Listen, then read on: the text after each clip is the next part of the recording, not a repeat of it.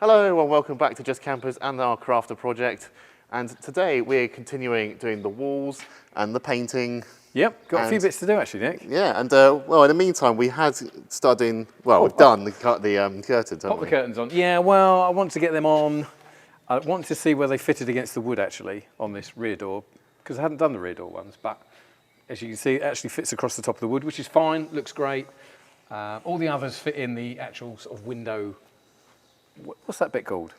Window aperture. frame? Aperture. Window aperture. Is it Yeah, aperture or frame? Come and have a look. Oh.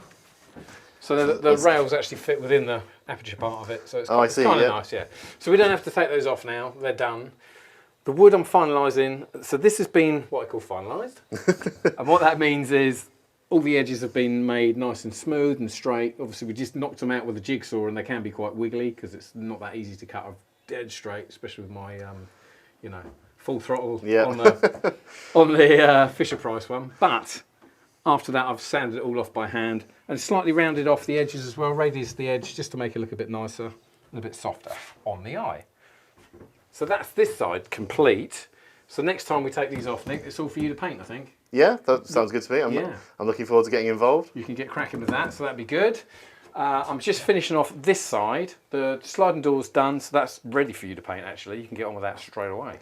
Crack-a-lacking. That'd be good, wouldn't it? Crack-a-lacking. I've just got to finish finalising this panel. I'm doing the one outside, so I can show you what I'm doing there. It's all coming together, slowly but surely. Yeah, we'll go outside the van and you can show us how you've been doing your little... How to straighten it all up, get that edge nice. Yeah, make it nice and curved. Yeah, yeah. Well, you know, you look down it. If you look down this one now, it's quite wiggly-woo. Wiggly woo. Wiggly woo. So, you know, I'll exaggerate it, but it is quite wiggly woo through here. Not that nice. So by the time I've sanded this back, it'll be beautifully, you know, one beautiful smooth line. Anyway, come and have a look. Come and have a look. I'll show you.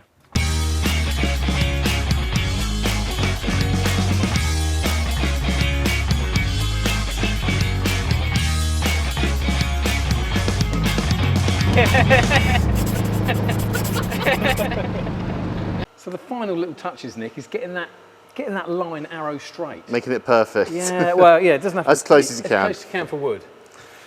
So what I do is I just run my eye down this whole length and I can then see the little wiggly bits and I sand it out. I sand it out using my sanding block. Now you can just use a bit of 80 grit on a bit of flat wood. It's not a problem. I've got a proper, you know, sandy tool. I was saying, it looks like a proper... Yeah, what's it called again? It's a body sanding tool. A body sanding tool? Yeah, and you will sandpaper Velcros to it. It's really, really cool actually. As I say, you don't have to do that. You can just pop this on a bit of wood as long as you've got a straight edge. And then all I'm doing is when I'm looking down, trying to find the bit that sticks out. Once the bit that I find sticks out, give it a bit of sand with my flat block. Oh, there you are. Flat block, just to straighten it out. And even if it's got a slight curve in it, when you look down the edge, it's got a beautiful slight curve rather than a wiggly one. And I see you've been curving the edges a little bit as well, so like actually making it a round edge. Yeah, make it a round edge. And again, I've done that with this, which makes it quite easy. You know, this is quite nice wood to work with. It's quite soft. You just go at it nice and gently and just take that corner off. So you haven't got that horrible sharp edge. It just softens it, makes it nicer on the eye, I think. And a little tip for the corners, I've got a half round metal file, because obviously I've only got metal stuff. Yeah. With a bit of the old 80 grit sandpaper on it. And then you can use that to get the corners nice and curved. I just find it a lot easier. Yeah. Or you can put it on, actually you can also put this on a round bit of rubber hose. So if you had like a bit of heater hose or something in the garage. You're basically just adapting your current tools, aren't you, to what you need. Just to get that curve nice. Otherwise you end up with like a 50p piece corner, which we don't want. No, you do not want that. Definitely don't want that. So there we go. This isn't quite ready for painting yet, Nick, though. No, but the other ones are? Yeah, the others are, so you could probably crack on with that. Yep. That'd be really cool. Right, so before we start painting, we got some brand new brushes. Oh yeah, check these out. This will make you smile, Nick.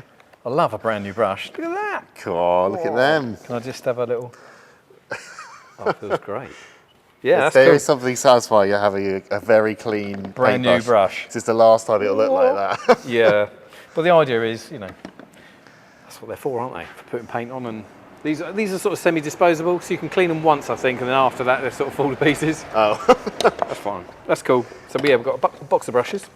So before I start painting, yes. What paint do you suggest people use for when they're covering their panelling? So what we're trying to do is seal the wood up properly as much as we can. This is like what they call a shellac-based paint. Say that again? Shellac. Say it 3 times really fast. Shellac, shellac, shellac, shellac. Shellac-based, okay, right. Yeah, so it's not a water-based paint. Some water-based paints are what they call resistant to mould and moisture. Oh, okay. But these are even more resistant to moisture and for sort of areas of high humidity. So the idea is that if we get any moisture on the back of the boards, it's not going to get soaked into the board and warp it and distort it. That's one thing with campervans, isn't it? So Yes. when you're sleeping at night, what you don't realise is this just gets filled with moisture, like it just all builds up. So you really need to have that paint protection on the panel. Yeah, and obviously the insulation will help to narrow that amount of moisture making down, and why you have obviously a skylight or a fan to get air movement as well. So it's always a good idea to have a bit of breathable. Yeah, especially after you've been sleeping. So it's just a condensation in the night, isn't it? Exactly, exactly. I mean, even if you can leave that skylight open for a bit whilst you're asleep, just to keep that, a bit of flow, you'll be all tucked up nice and warm anyway. And a little bit of wax oil that we're going to put in will help prevent corrosion from that process. Yes. And that goes in before we put our insulation in. So we're going to put our big white fluffy insulation in with a little bit of wax oil on the bottom. And these vans do have like an air breather part that's built into the bottom of the panel down here. So there is a little bit of flow anyway. So there is, yeah, but obviously we're covering it up with wood and everything else. Hence why we want to try and keep that as a barrier between yourself and the van. You don't want the moisture inside the van. Yes. Want to try and keep the moisture that side, but again, not affect the structure of the van. Does that make sense? That does make sense, yes. So I guess, so I'll get on with the painting. Yeah, you will, yeah. Brilliant. And help me you're going to finish off doing the sort of edges and stuff? I am, yeah. I'm just going to finish off getting those edges nice and getting the window surround cutouts nice and arrow straight before you put the paint on it. Yeah. Cool, well, I guess it's time to cue the music. Right. Let's do it.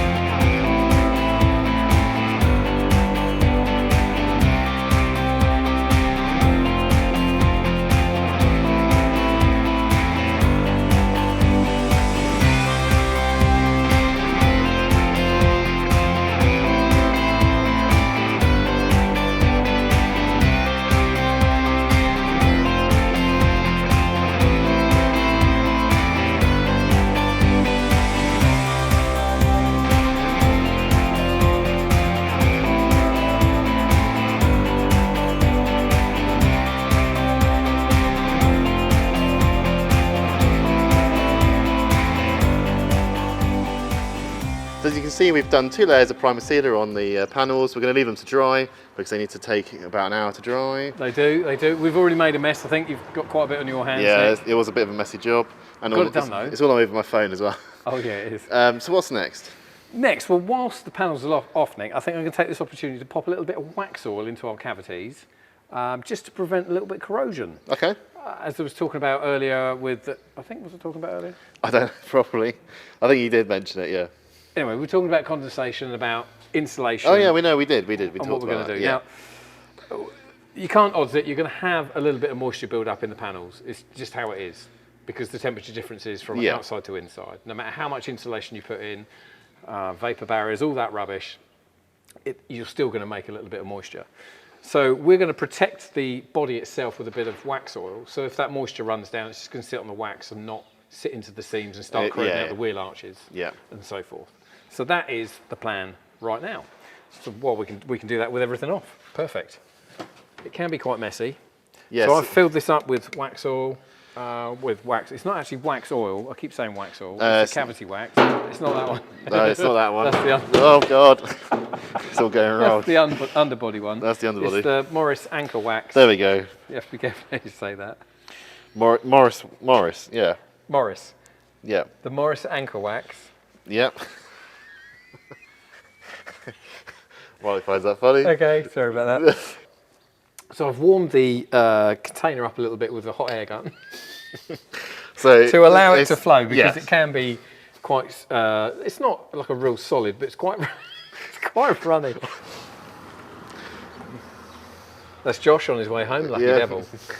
We've got about 3 more hours of work to do, haven't we? Yeah. So Josh gets off early. 3 hours? Just kidding, half Josh. an hour. Just kidding, Josh. He starts earlier than us. He's allowed to go home, I think. He gets off early. We're going to pop in a little bit of cavity wax, and that will give the protection in the seams. Definitely like the wheel arches, you can see, it is sealed up, but if the moisture continually goes in one place, it will start corroding it out. Yeah, so still think you don't have to do it, but if you want to reduce the risk in the future. Most modern vehicles will have a bit of cavity wax in them, and they're quite well sealed up. Yeah. But this is just like extra protection. Well, to make sure. So basically, if you've got an older vehicle, it's recommended. Oh, definitely, because it only takes one pinhole to get a bit of moisture through, and it will just rip through it. And I think do we sell a spraying kit as well? We do. We actually sell a pump-up style one as well. Cool. So this is one that fits on the airline, a little bit of pressure inside of it, and it squirts it out. We don't want too much because it goes everywhere, and we don't want that. We've done the carpeting. Yeah. So we want something at a controlled rate. But the hand pump-up ones are quite good. You do have to clean them quite regularly though, because they can block up quite quickly.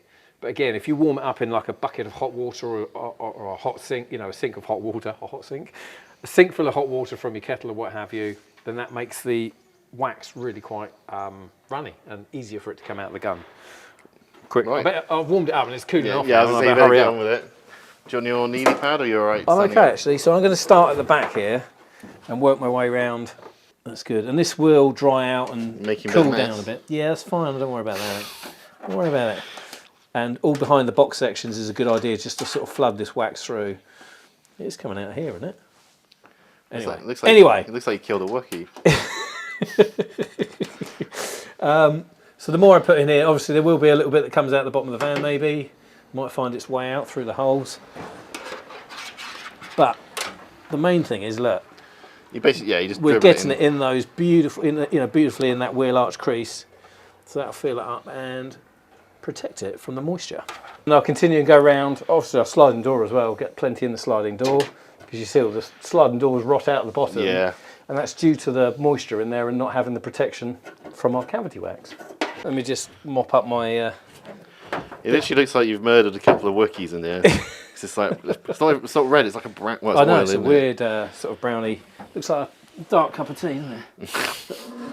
That's fine. You can, while it's in this state, it's really easy to clean up though. Get some insulation. Oh yeah, sorry. We're going to put the insulation. Yeah, hence why I didn't spray all of that cavity wax over this part, because we need to glue our insulation to it. So really, the cavity wax is at the bottom. That's where all the water will run to. That's where the protection is needed. So as you can see, all the protective cavity wax is now on, even up on the top. And how did you manage to get on the top when it was like dribbling everywhere? Well, yeah, as you noticed. So I managed to fix our squirting machine. It was quite blocked actually. So I used the heat gun, got it nice and warm and cleaned it. And all of a sudden it started spraying nicely. So I managed to get it through into the seams, which is obviously a good area. All the little seams that join is the place where moisture can stay. So if we can get the wax in there, we know we're giving it that protection. Moisture drained down, so all at the bottom there, that is our main sort of protection area, is the bottom part of these inner panels really. So I've done it all the way around now, Nick. Whee! And now we can start popping on some of that insulation. I was going to say, yeah, now we can finally put insulation in all these little gaps. Yes, we can. Obviously we're going to have to leave this, I think, because this is our water in, so I still need to decide what's going on there. Well, we can put it around there, that's fine. But everywhere else I think we can pop it in. Maybe the ceiling, all along here. I mean, if we need to take it out as we're building, it's not a problem, but it's, it's already cut to size and it's in its place, so not too much of a problem, I don't think. Cool, well, so what insulation are we using? So this is recycled plastic bottles. So we're doing our bit for the environment as well. Instead of all this plastic bottles going to landfill, it's now into this, you can use it in the loft as well, like a loft insulation roll, but it's not fiberglass, and it's not nasty to touch, and because it's plastic, it doesn't absorb moisture as such. It might hold it for a little while, but it doesn't actually... I was going to say, it means it doesn't get mouldy either, so the water will just slowly trickle down. Yeah, well, it'll run off and hopefully then evaporate out the bottom of the van as it should do onto our protected areas. So let's give this a go. So to insulate your van, you also need spray glue, like the carpet? Yeah, exactly. Yeah. That's the easiest way. And not a lot, actually. A little tiny bit of spray glue on both and just pop it into place. Job done. Some of the bigger areas where we can tuck it behind, we don't need to glue it. Nice. Well, let's get cracking on the insulation. Let's get it done.